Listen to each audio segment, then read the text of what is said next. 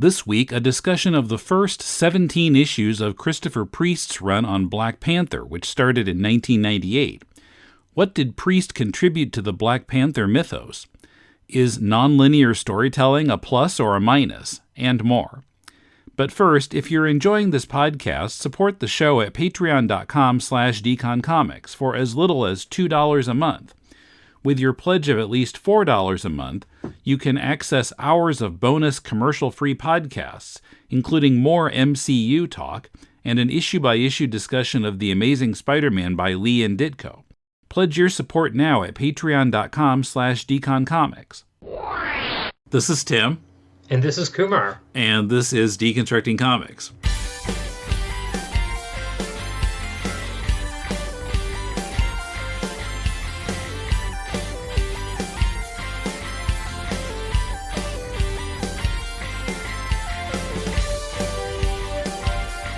Welcome to Deconstructing Comics. This is Tim in Tokyo with Kumar in Melbourne. How are you doing?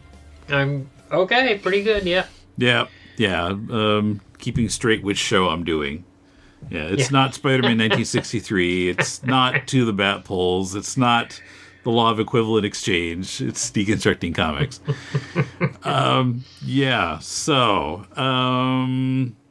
So this is one we've had on the stack for a while. I had wanted to revisit revisit for me anyway, the Christopher Priest Black Panther run. Now wait a second. Before that, this was going to be the Ta-Nehisi Coates Black Panther. Well, yeah, a couple of years ago, we talked about doing the Ta-Nehisi Coates. I don't know why, but it's pronounced Ta-Nehisi, even though there's an I there. Okay. Because he guests occasionally on a podcast I listen to, and they always call him Ta-Nehisi. So I'm like, what? Tallahassee? What? So I don't know. I don't get that. But anyway, yeah, we were going to talk about his Black Panther a couple years ago. And I remember I was trying to read it on the trip to the States that I made a couple years ago, not knowing that it was going to be the last for a while. Mm-hmm. And I don't know, I just found it really hard to get into because I felt like not only had he fallen into the usual prose writer writing comics trap of writing too much dialogue, but also it was this kind of semi-Shakespearean just like felt too highfalutin and too kind of dense and hard to get into. Right. And it was putting me to sleep. Yeah, I think when novelists come into comics, it often... Remember Jodi Picoult had that Wonder Woman run probably 15 years ago, and I didn't read it, but everybody said it was really dull and not well written. There's a kind of almost arrogance about it just coming in from novels. For whatever reason, you decide to slum it in comics and really don't know how to script them for comics. Now, I don't know if Coates has gotten better at it. I mean, he's still doing stuff for Marvel. I think he's been doing Captain America. Yeah. So I haven't tried it out. It's I imagine it's a little bit easier to handle than his Black Panther was. But, I had read the Christopher Priest stuff when it first came out. Well, sort of. So I remember it started in 98, and I didn't pick it up at first, but I kept hearing it was good. Okay. So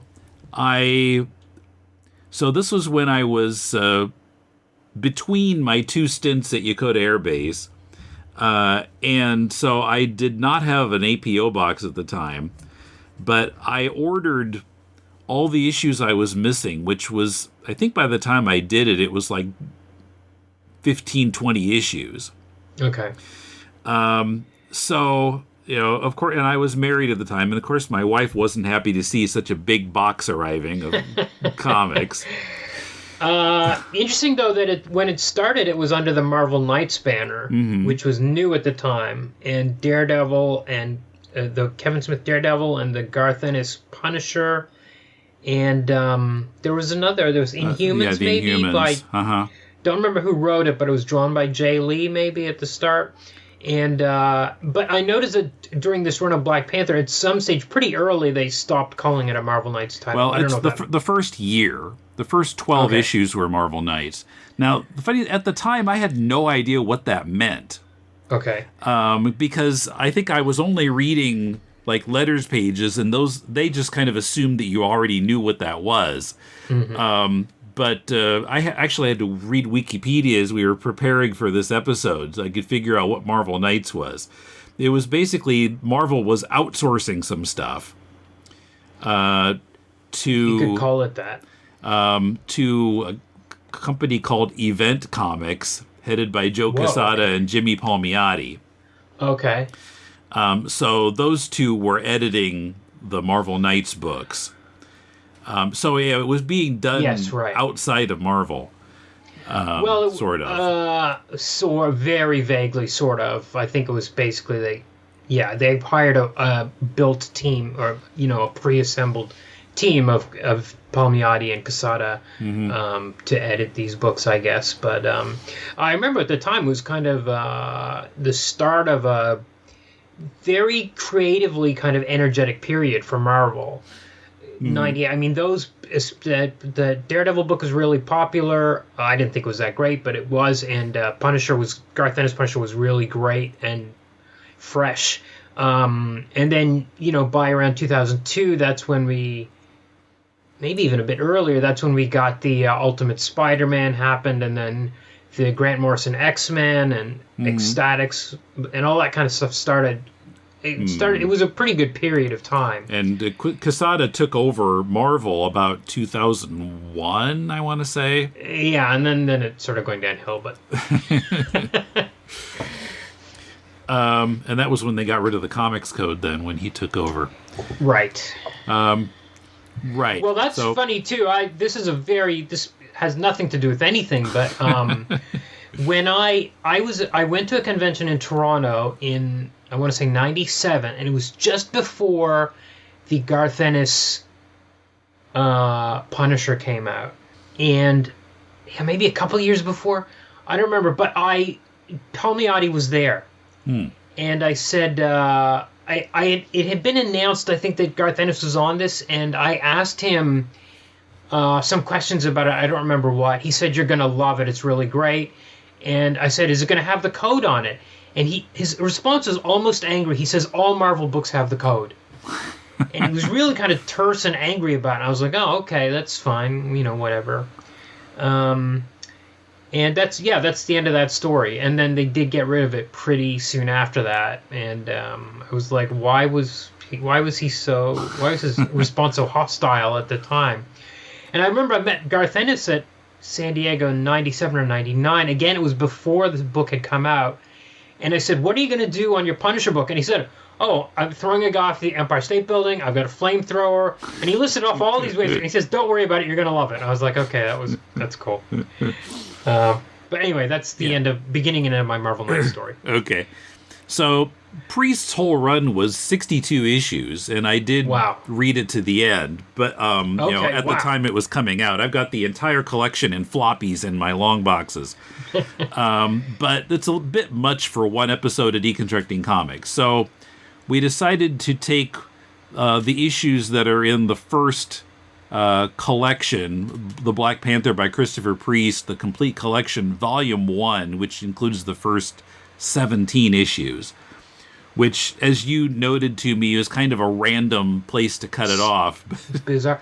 Yeah, I mean, issue 12 is kind of a little bit the end of its run. It seems like there's an end of a storyline at the end of 12, and 17, but it's very, I mean, we'll get into the plotting of it, but it's very hard to stop anywhere, because sometimes it's all told out of order, and it never is. Even after issue 12, I thought, okay, now this storyline's kind of done. He's going to go to telling the stories in order, but he doesn't. He still goes into this kind of very random form of storytelling. Yeah, well, as you can't really stop it. Even sometimes I thought, okay, a storyline's done, And then I realized that, oh yeah, there was, when you get to the next issue or the issue after that, it's like, oh yeah, they never finished that plot line. They never explained where the Hulk came from. Why was that guy in that place? I never even realized that was a question that I should have been asking at the time. And it's like, oh yeah, okay, so they still have to tie that up. So you almost don't know where to stop this thing, really, if for a trade paperback. But anyway, yeah, 17 is random. But 16, 12... 18 all might have been random. It's impossible to say. So I looked into Christopher Priest a little bit. Now, his real name is Jim Owsley. Oh, okay. And he'd become an intern at Marvel in '78, and was the first. He became the first African-American editor in mainstream American comics. Okay. And he wrote some books. And I remember seeing his name on books when I was in, high school. Wow, I had just assumed he was some hot young gun that had come in, but I guess he had been 20 years in the industry already, at least at that stage. Mm-hmm. Okay. And was he the first black writer on Black Panther? Yes, at least on an ongoing Black Panther series. Okay. I think there had been one other black writer, there had been a mini-series about 10 years before, which I think I saw in my research was written by an African-American. Okay. But that was just like a 4-issue thing or something.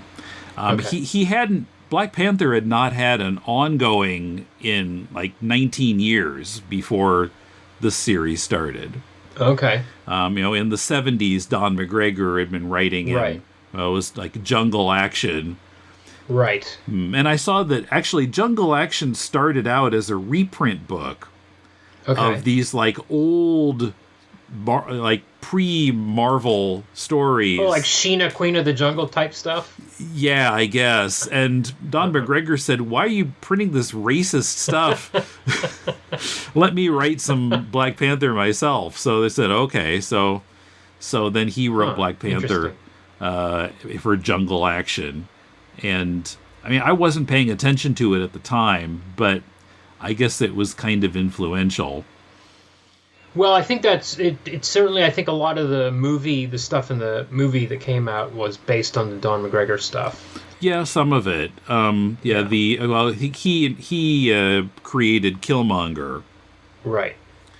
And I'd never read, the only Black Panther I've read before this was the first couple of appearances in Fantastic Four. Mm-hmm. Which is probably in around the issue 60s, somewhere in there. 52 is his first appearance. Okay. 52. So that's actually the only, because I actually read 52 and 53 last night. Because so around the time that they were publishing Priest's Black Panther, they had this thing where I don't know how frequently it was, every month or every 2 or 3 months, one particular title, and it would move around. They would have a 100-page monster issue. Okay. Which would be this month's story and then some reprinted stuff. And Black Panther, I think it was Black Panther 38 was a 100-page monster, and they reprinted Fantastic Four 52 and 53. Okay. And also a Don McGregor story from the 70s. So I read that. I read all of those. I didn't read the front issue, the Priest part of it, but I read all the reprinted stuff last night. Right. Okay. So, where do we start on the actual Priest stuff here? Well, I don't know. Let's start at the beginning. We only did the 17 issues, so I guess we could give a bit of a breakdown of the premise of it. Well, so I guess the first thing I got in my notes is that this was the first appearance of the Dora Milaje.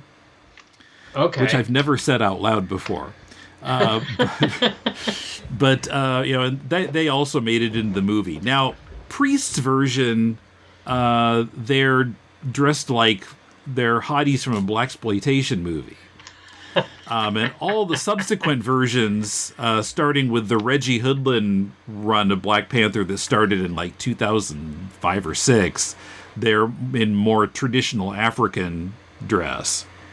Okay. So I'm not sure why they were the blaxploitation version here, but an interesting thing to me is right off the bat, as soon as you made that comment, is as with every Marvel comic that I read, I can never tell if a character is new to that issue or has been around for 50 years or 5 years or what.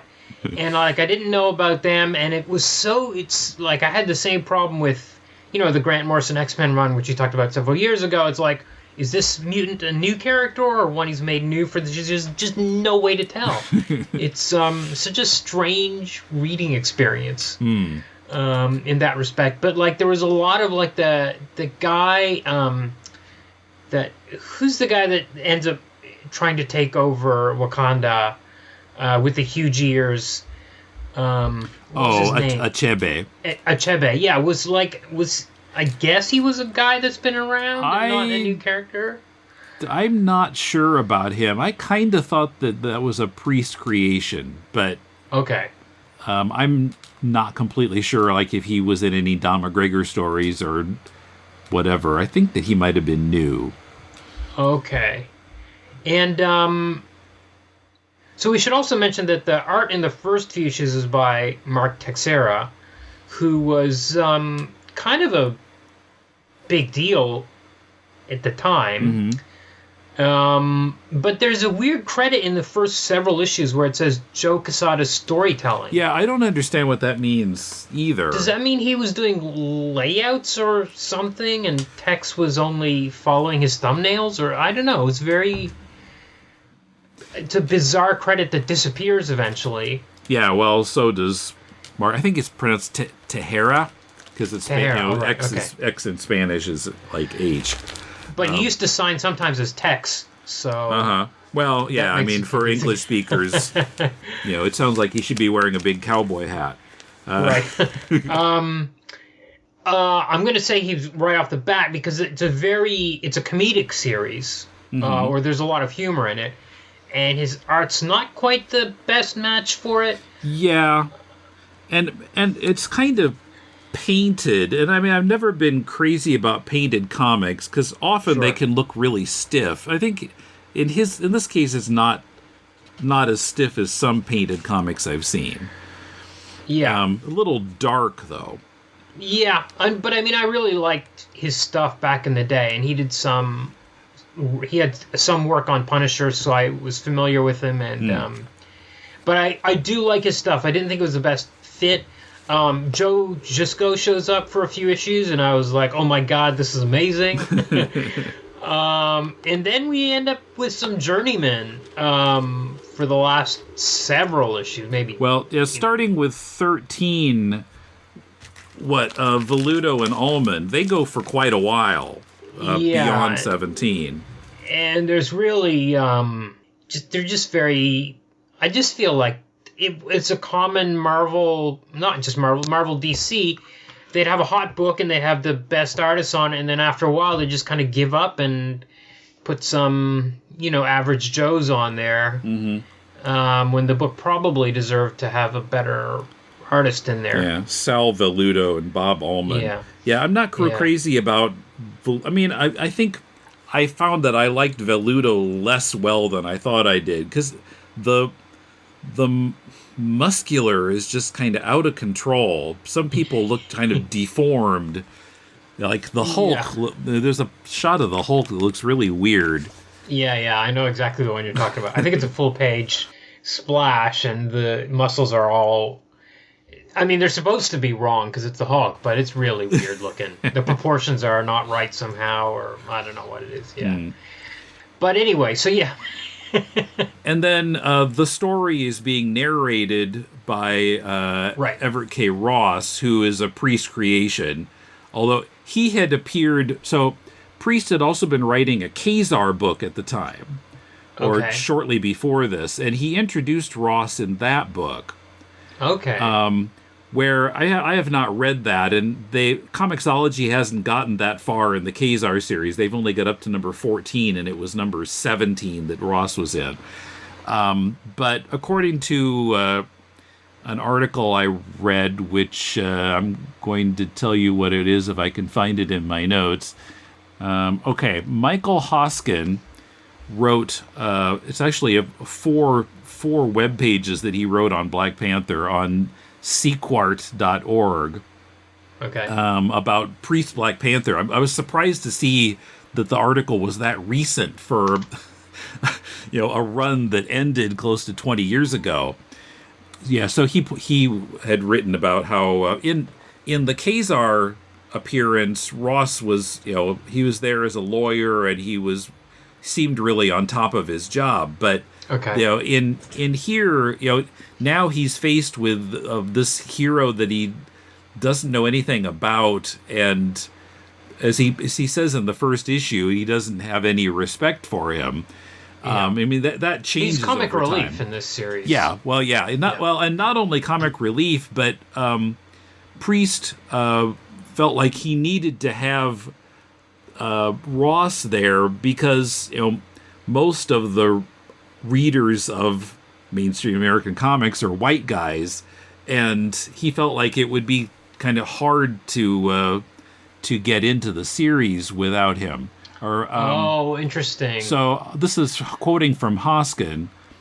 Priest hoped Ross would not only help ease white readers into the series, but help preserve the lead character's inscrutable nature. And then he quotes Priest from somewhere. He could be the motor mouth, he could give voice to the skeptical readers and validate their doubts and fears about the series. And best of all, he could amplify the Panther's mystery and overall enigma, as his monologues would be, at best, a guess about Panther's whereabouts and motives. That's really interesting, because that first issue especially is really the haphazard structure of it, with the story told completely out of order, really, as with much of that first issue, really puts you into a different culture, where there's different technology and all the morality about killing and Black Panther's strength and the languages they're speaking and all that kind of stuff is really, you're really thrown into it. It's very disorienting, deliberately, but I felt like it really did feel exotic, all that kind of stuff. So I think he got exactly what he wanted out of it. And they're not even in Wakanda in the first issue. They're in America. No, yeah, that's right. That's right. And you're still like, what's going on? And these people are so strange and... Well, and I had to think, I wonder if that's part of why I have not been able to get into other iterations of the Panther. I mean, not only Coates, but also Hudlin. I just didn't take to those series as much. And I think it might have been that it was just kind of throwing you in the deep end without a Ross life preserver. Right. But I will say, I mean, after the first few issues, I really would have loved it to start being told in order. Once we were into it, I didn't really need that hand-holding as much, I think. Well, and eventually, I guess it must be kind of after issue 17, eventually it becomes more sequential. Right. Some of the stories there's like so much detail to them. And, like around issue 9 and 10 especially, I mean, the story was so complicated, even if it were told in sequence, that I was like, what? And then... Yeah. So, when they end up... At one stage, they end up inside a giant vending machine. Which is similar. It's something like you'd expect in a Batman comic from the 60s. And they have to get out of thing. And it's such a bizarre... It just comes out of nowhere. And this Achebe has built this giant vending machine for some reason as the death trap for Black Panther. And we're not really... I guess he's gone insane. A lot of the things are... you don't find out what has happened until the next issue when somebody explains. And, at the end of the first issue, this character shows up at the front door, and I'm like, I don't know who this is. It isn't until the next issue that it's explained that was Mephisto who's shown up. And I'm like, oh, okay. So it's really super disorienting, and it did certain things like the giant vending machine are maybe a bit too much complexity on top of what was already very...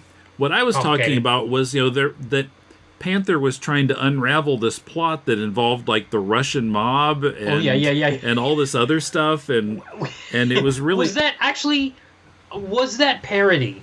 Because there's a huge description of like all the arms deal. It's like it's 2-page spread, I think, and it's got all these captions explaining all the things that have happened, and it's like maybe I can find it in my notes. Maybe a page like this. It might be that one, where it's like, okay, then these guys bought these guns for this country, and then this was approved by the government, and all this happened, and... Yeah, I'm looking at issue 9, where Panther has grabbed this, like, Russian mob guy, and he's running around New York, dragging him along in his bathrobe, and, Panther is just giving all this backstory as he's running around. Yes, and it's this kind of very complex kind of CIA Oliver North kind of stuff going on behind the scenes, and the reasons that explains why this coup d'etat is happening in Wakanda. But I wrote in my notes, is this parody? Because I thought it was so complicated that nobody could possibly understand it in this 2-page speech that Black Panther makes. And the whole story is told out of order anyway. And I don't think we're supposed to understand it. I think it's supposed to be a joke. Well, when I got to issue 11 and got to the recap page, and there were like 2 paragraphs of description, like, okay, I understand it completely now. Right. Why didn't you just say that before? Yes. And I think 11 also they explained that Achebe was insane. He went insane after he was separated from Mephisto, and that's like one of those things where I don't think they explained that when he was separated from Mephisto. It's always like it's so the pace is so breakneck that there's like almost no time to think about things while they're happening. It like has to come after the fact. We have to, I forgot to explain this last issue. Yeah, he went insane because his link with Mephisto was broken or something like that. Right. Yeah, I mean there's a lot going on, and who was that the woman who appeared in one of the post Marvel Knights issues. She's like some kind of scientist, like Nightshade, I think she was called. Oh yeah, she was a and she was a physicist. Yeah, and she sprayed something on Panther that was dissolving his costume, and that just happened so suddenly. I felt like it needed a little bit more setup. Yeah, that's it. There's no setup for things happen immediately.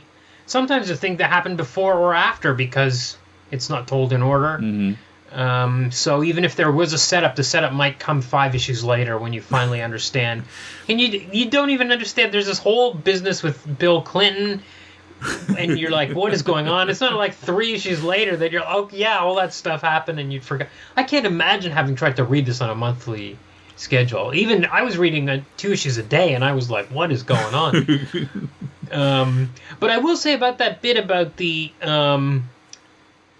whole explanation of the arms deals and all that stuff that's going on is I did feel like maybe it was also a kind of statement about the way African nations are treated by Western countries. There are some statements about race and about Africa and things, but they're very subtle in this series because it's not if this had been a Marvel Max series 5-10 years later, it would have been very different. I think he would have gone deep on some of this stuff. As it is, it's very... You got to kind of dig for it, and it's fun when you find it. It's very interesting when you find occasional statements, but a lot of times it's just brushed off like this is a comic book for teenagers. Like, there's this whole thing about the ethnic wars being started by Achebe, Whereas the reality is it was, the Dutch 100 years ago that it set up this all the bullshit that we're having to, all the ethnic wars and things that are happening in Africa all came down from that. And I feel like if this was a Marvel Max series, it would have been more explicit about that kind of stuff. But I think Priest was trying to, he's definitely just trying to construct a kind of entertainment. So it doesn't really go super deep on any of that stuff. But when it does, I think it's kind of subtle and clever. Mm-hmm. Well, yeah, and the fact that Achebe is like a priest or a minister, I thought was significant. I wondered if it was kind of commenting on the role of Christianity in colonization and so forth. Yeah. But I think Priest was trying to, maybe not so much about Africa, but about race in America, to kind of comment on that kind of thing. And Ross, especially at the beginning, is, he has a lot of stereotypes of black people in his head. Yeah. And, over the course of the series, he kind of, grows out of that kind of thinking. But, and Priest wasn't sure how much Marvel would let him talk about that. And so in the first issue, he has Ross talk about Black Panther being in the Avengers and stopping by Avengers Mansion to get some ribs. And the ribs was kind of a pointed thing because that's a stereotypical African American food, and he put that in there to see if Marvel would take it out or not if they didn't. And he was really happy with that. And then, okay, I've got elbow room here. I can comment on racial things. And well, he does. I mean, on page 1 of issue 1, there's mentions of a housing project and useless white boys. So he was kind of a little bit right from the first sentence. There's a little bit of juice in there. But there's also, they go to that big gala ball, and he says that there's no there's no black people at the ball except for servants. So there's a few little notes about that kind of stuff. But again, it's really very, PG's not the word, but there is like they keep saying Muv Stepper when they're insulting people. Muv Stepper. MUV Stepper. Yeah, I mean, you know what it's supposed to be, or what it's referring to. I mean, it was still comics code. They weren't going to spell it out. Yeah, but it's pretty funny. Coming up, one way the story would probably be different today. Is Priest's Panther against killing and torture or not? The purest Marvel character, and much more. Unlock more classic episodes of Deconstructing Comics and get access to hours of additional podcasts about MCU movies and the early Amazing Spider-Man issues by Lee and Ditko. Support this podcast and our other shows at patreon.com/deconcomics. I crave superheroic content. Let's see what's on. I want you to tell all your friends about me. What are you? I'm Batman. Nah, I don't think so.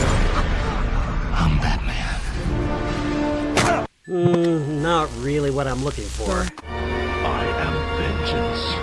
I am the night. I am Batman. Ugh, absolutely not. This is Robin the Boy Wonder. I'm Batman. Aha, now that's more like it.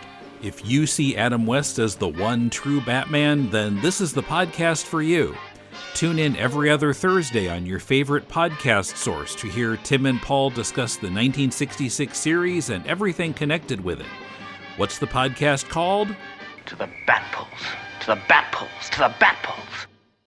But another kind of race thing, I think in the first or second issue when Ross is saying he's in the ghetto and he expected a lot of singing in the ghetto because that's not what they're always singing in the ghetto on TV. He says, I'd been lied to. Well, there's... What about the riot? So this huge crowd assembles at one stage. to hear Black Panther speak. And I think it's like tens of thousands of people maybe down on the streets. Yeah. And he's up on the roof, and they're worried about a riot happening.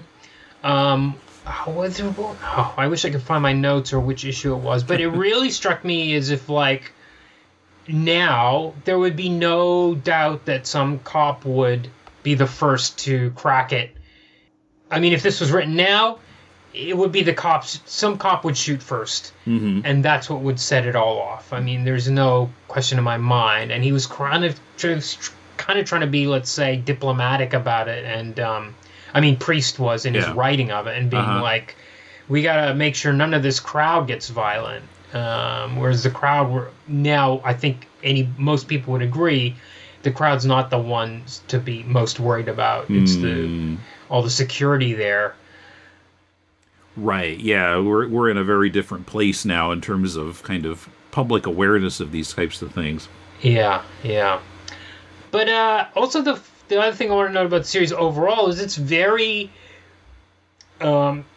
specifically of its time. And what I mean is that there's so many pop culture references that are 1998. Like there's mention of like Sinbad's talk show. Like that was like, how long did that last? 3 episodes or something?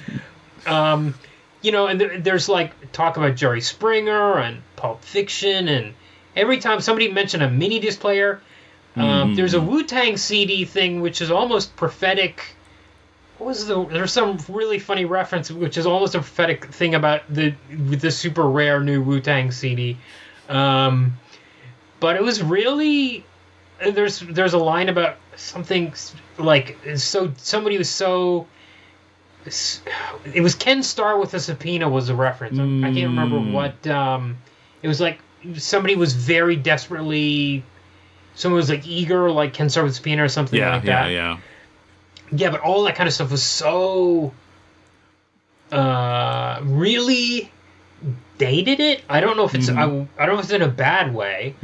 I think it was for me at our age in a fun way. I think any 20-year-old reading this would probably be like, "What is going on?" and would struggle with it. But for me, it was kind of a fun. This is exactly where it is, and it was like there was no pulling back from any of that kind of stuff. Well, yeah, and I mean, not living in America, I'm not even sure I got some of those references at the time. Right. I didn't know Sinbad ever had a talk show. Oh, yeah, very brief. And he makes some joke about you're so funny, you should be on Sinbad's talk, or something like that. And I was like, whoa, that's a deep cut. I should Google it. I don't know how. Yeah, I feel like it was very short-lived. I'm going to Google it right now. I guess I kind of remembered that the series was a little confusing sometimes, but I remember liking it because of the humor, because of Ross, and because I think Panther's character was much better defined, I think, than, at least in my mind, he had ever been before. I guess I hadn't read that many stories with Black Panther in them before this comic, but I thought, Priest really got a clearer idea in everybody's head of who Black Panther is, and gave him a lot of gravitas that he didn't have before. I think Priest bears a fair amount of responsibility for stuff that made it into the movie. Certainly the Dora Milaje and kind of Panther's, the feel of the character. Right.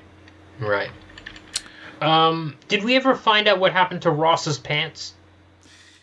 Well, I think, it wasn't clear as day, but I think what happened was that when he ended up in the mud wrestling, that was where he lost his pants. Right. Oh, right. You're right. Okay. They were in that bar or something, and there was ladies mud wrestling, and and I think Ross and several of the other characters ended up in the mud, and he lost his pants. Right. Okay. But for some reason was not covered with mud. I don't quite get that, but... Right. Oh, I just remembered, sorry to go back a little bit. I just remembered there's a whole discussion about why Black Panther was in the Avengers. And the Avengers as being these kind of fascists, and he joined them just to keep an eye on them or to observe them. Yeah, he wasn't sure if he could trust them or not, so he was kind of spying on them. That was really good, too. That was a really interesting... it doesn't go too deep into it, but it's really interesting. And there's a point earlier, I think maybe a few issues before that, where somebody says... I don't remember who says, like, the Avengers, the Fantastic Four, they're not our heroes. And it's very much like that old Green Lantern, Green Arrow issue where the black man comes up to Green Lantern on the street and says, why don't you do anything for the black man kind of moment. And, I love that bit, too. Yeah, well, I mean, I think part of Priest's thinking about Black Panther was that, he's...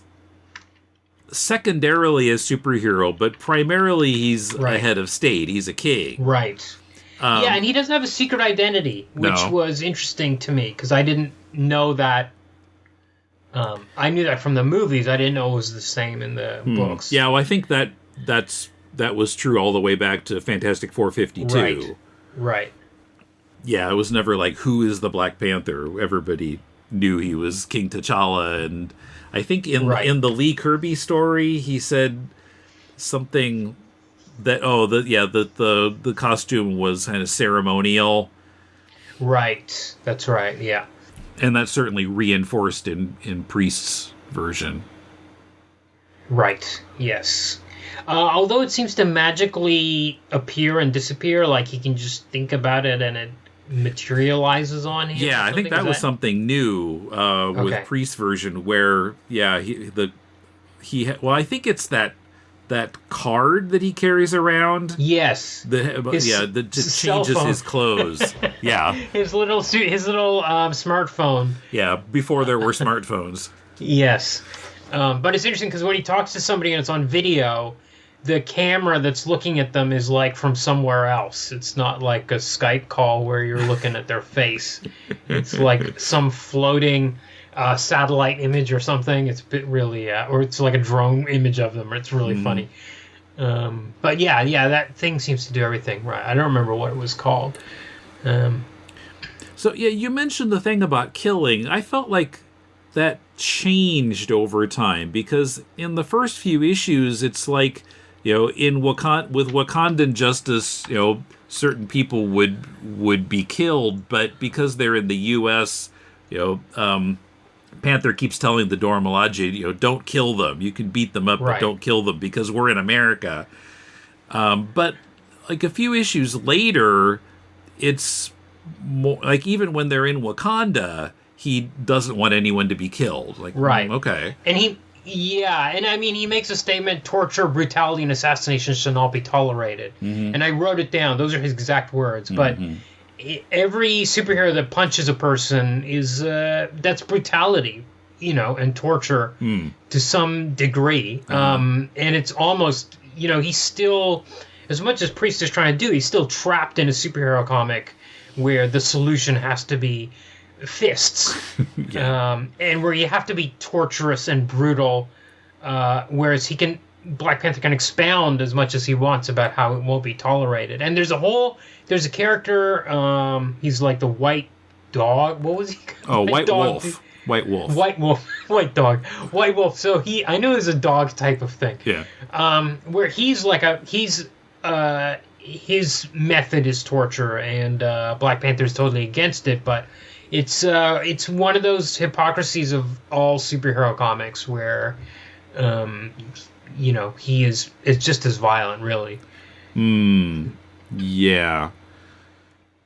Yes. So the article I mentioned that I'll link to. I think the second page of it talks about the White Wolf, and so he had been, I guess, the head of the Wakandan secret police, and when T'Challa's father died, T'Challa disbanded the secret police.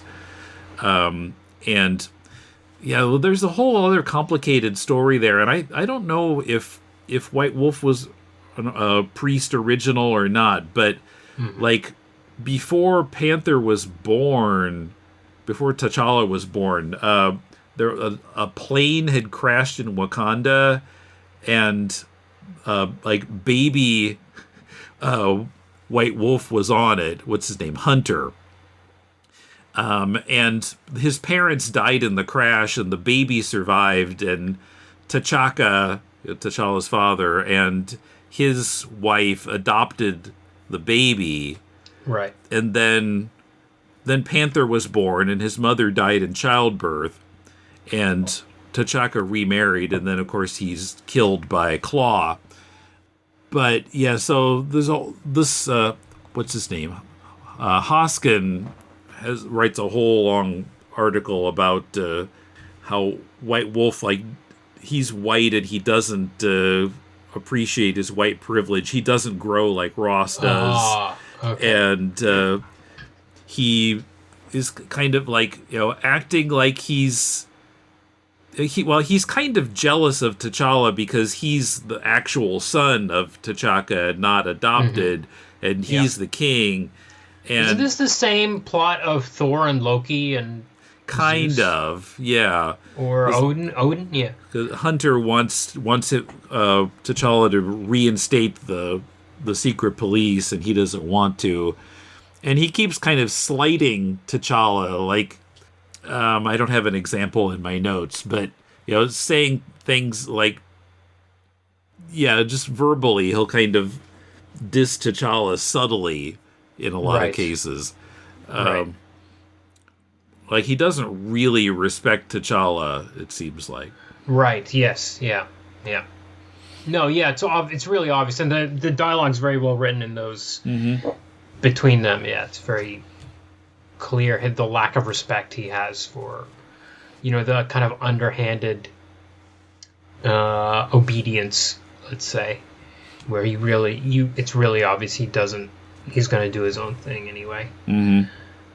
I will say I really loved when the Hulk showed up. I thought the Hulk was very funny in this series. Yes. Hulk to me is the purest Marvel character. Like, you can really do anything with him. It's such a conceptually it's so perfect, and I love it when he shows up. And Queen Divine Justice is a great character we haven't mentioned. She shows up. She's kind of this American raised. She becomes a Dora Milaje. Yeah. She becomes a replacement for one, and she's kind of a black activist. And actually, she has some funny. There's a funny moment where Hulk's about to smash a car, and she's like, "Don't smash that car, smash those cars." And she points to the cop cars. So those are the ones that Hulk smashes. And it was just really funny, clever stuff. And whenever she showed up, it was really great, and her dialogue was really sharp. And it was not like it was when the first panel she was in was almost parodying her activism, but then it became, I don't know what the word is, not naturalistic, but it became, I started siding with her. I shouldn't say I was siding with her, but it became more sympathetic, maybe. It didn't seem like it was parody later on. Like when she asks Hulk to throw the cop cars, she does it in a way, it just makes sense. And it's great when Hulk does pick up the cop cars and smash them instead of the other cars. Instead of the poor people's cars, don't smash the poor people's cars or whatever it was in that scene. And he's really funny. His version of Hulk, I don't know what was happening with Hulk in other comics at the time, but his version here is he's just kind of like an angry kid almost who can be talked down. It's like, are you hungry? Okay, let's get some food, that kind of thing. Let's go to the disco. Go to the disco. He's very controllable if you just give him something that makes him happy. But yeah, Queen Divine Justice continues on quite a while after 17. Yeah, she's a good character. We didn't mention when she replaced Nakia, who kind of got too much of a crush on Panther and wanted to marry him or something. And that was a romantic subplot that was kind of going nowhere and was dull, and I really wasn't enjoying it. And because his Black Panther's mind is controlled by Mephisto, and he kisses her, so she assumes that means that he's going to marry her. And it just went. It was just a subplot that was going on for issues and issues. And I was kind of glad when it ended. And I was very glad. She comes back later, though. Okay. Well, I was very glad to have Queen Divine Justice take her place, because she was really a fun, cool character. Should we talk about Hydro Man? Oh, right. Yeah, Hydro Man shows up. Yeah, I mean, Priest still finds ways to get supervillains mixed in. Yeah, and I don't think I've ever read a Hydro Man comic in my life. I've seen him in Spider-Man sometimes. Yeah, he does, but I don't know if was he in the first 40 issues anywhere? I don't think so. I don't think he goes that far back. Right. So definitely this is a character I've not encountered, but I'm like, this character is crazy because his power is limitless. He can just turn himself into water and take over people's bodies, much like, Alan Moore's Swamp Thing. We're dealing with this level of godlike power. And it seems his only weakness is that he's dumb, I guess, according to Ross or Black Panther. Somehow separating him into hydrogen and oxygen makes him more punchable. There's a lot of weird stuff going on in those issues. Very complicated character to handle because his powers are just too limitless to make sense, if you know what I mean. Yeah, and I'm wondering how much of that was Priest's kind of take on the character to give it, because I'm sure whenever Hydro Man first appeared, he wasn't quite that powerful. Right. Yeah, right. No, for sure. But yeah, I mean, he hijacks that plane by leaving just enough gasoline in the tank, jet fuel in the tank to get it off the ground, and the rest of the tank is filled with water, which he keeps separate from the fuel by force of will. And then with all that water in the tank there, he's able to do almost anything on that plane. Right. Because he can control all the water. So we haven't mentioned, so Ross is... When he's narrating, he's reporting to his boss/girlfriend, Nicole. Right. And at first, that just seems kind of like that's the conceit. But as we go through the story, we find there's more to it than that. That she and actually, I went back when I got to 17. Then I went back and read the first 5 issues again, and I saw that in that first issue, Ross does say, like, why don't you take this assignment to accompany T'Challa? And she, makes some excuse. But it turns out, spoiler alert, that she had a romantic relationship with T'Challa some years before. So she doesn't really want to see him. But eventually that they do meet. And Ross doesn't know anything about that. Right. I think my biggest frustration with the series was stuff being told out of order and my inability to piece it together. But I have a feeling, from what you just said, that if I reread it, I bet Priest had it all laid out pretty tight. Uh-huh. Yeah, I think rereading it is useful. I wish that I had time to reread the whole 17 issues, because it might have helped it all fall into place better. Yeah. Yeah, or maybe, yeah, or I should maybe I should scan the pages and reorder them myself to figure it out. But I suspect maybe it was tighter than it seems. But it was definitely, that was, for me, that was the frustrating part of it, if anything. Yeah, at one point, Ross gets restationed to Iceland. And it takes several issues before we know, like, why or when that happened. Yeah. And I can't even quite remember if it ever did show him leaving Iceland or going to Iceland. So, in issue 12, he's in Iceland. And you're like, why is he here? And this is the end of the first 12 issues. You're like, okay, this is bizarre. And then I have a note for my issue 13. Did Ross go to Iceland? So I'm like, what? Yeah, I was that confused about it. And there are penguins up there. Are there penguins in Iceland? No, they're all in the southern hemisphere. That was a goof. Right. Okay.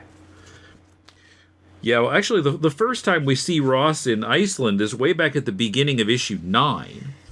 Oh, right. Okay. Yeah.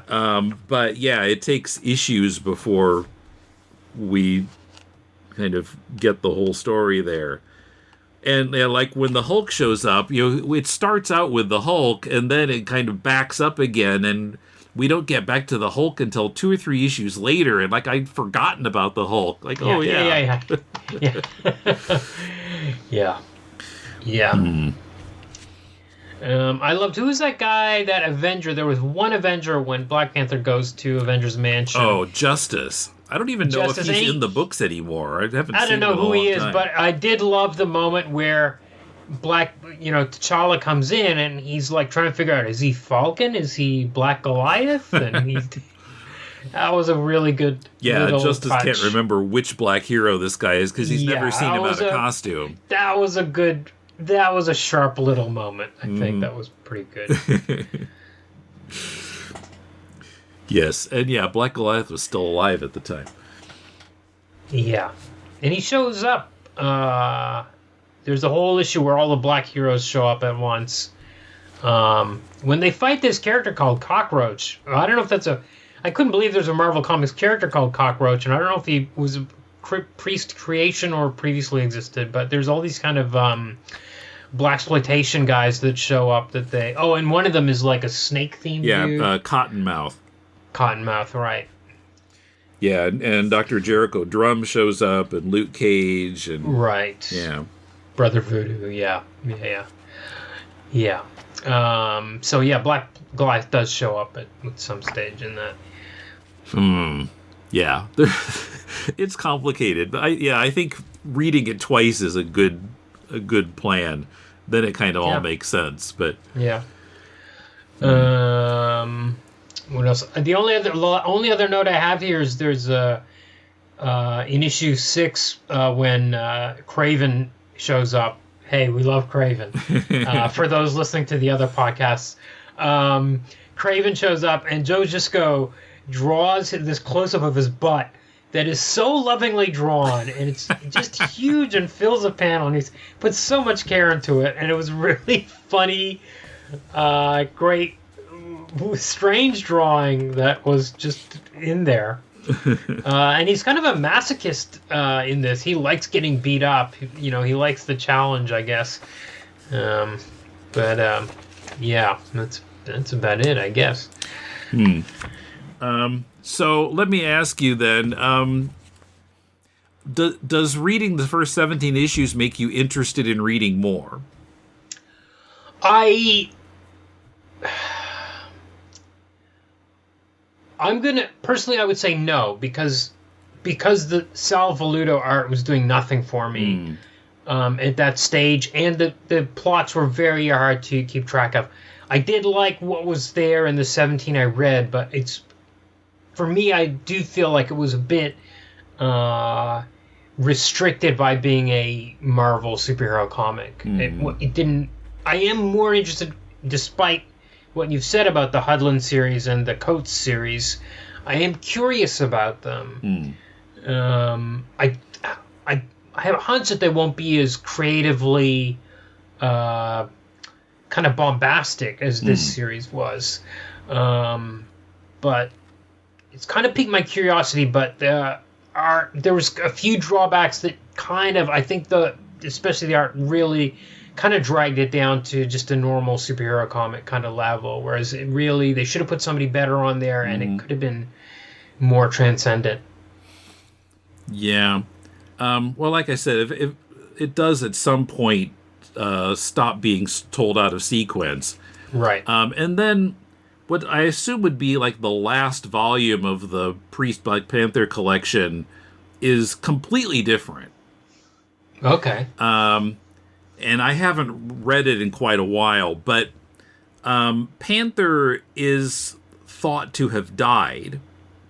Okay. And his costume somehow lands in the hands of this African-American cop.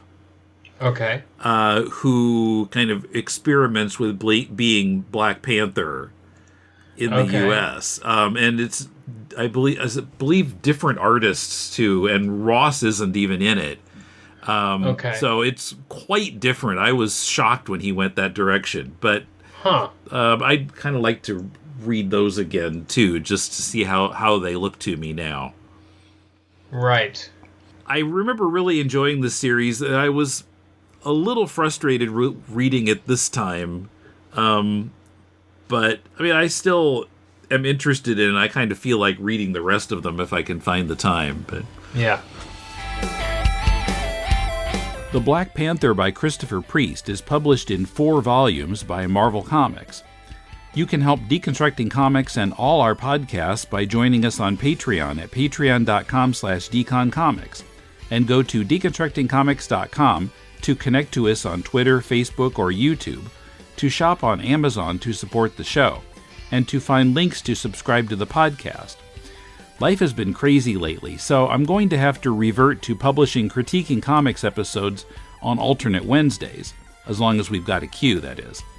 So next week, Patrick and I critique Dave Schwartz's horror comic set in the Civil War era, Confederate Monster.